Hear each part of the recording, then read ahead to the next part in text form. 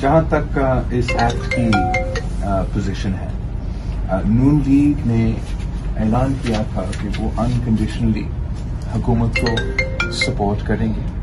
انہوں نے اپوزیشن کو اس پہ آن بورڈ نہیں لیا. اب میرا 50 ووٹس ہے نیشنل اسمبلی میں نہ ایک فل سٹاپ کو نہ ایک کاما کو اس ریالٹی میں افیکٹ کر سکتا ہوں. میں سمجھتا ہوں کہ جس طریقے سے نون لیگ اور پی ٹی آئی اس بل کو پاس کرنا چاہتے ہیں، جس سے وہ پارلیمنٹری پروسیجر کو سائڈ اسٹیپ کرنا چاہتے ہیں، اس سے ہمارا انسٹیٹیوشن کو نقصان ہوگا،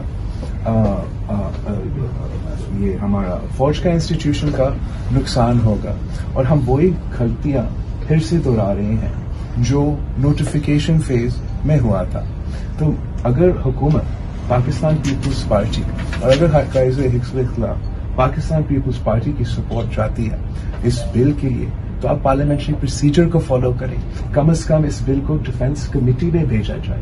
میں امید رکھتا ہوں کہ حکومت ہمارے بات کو مانیں گے.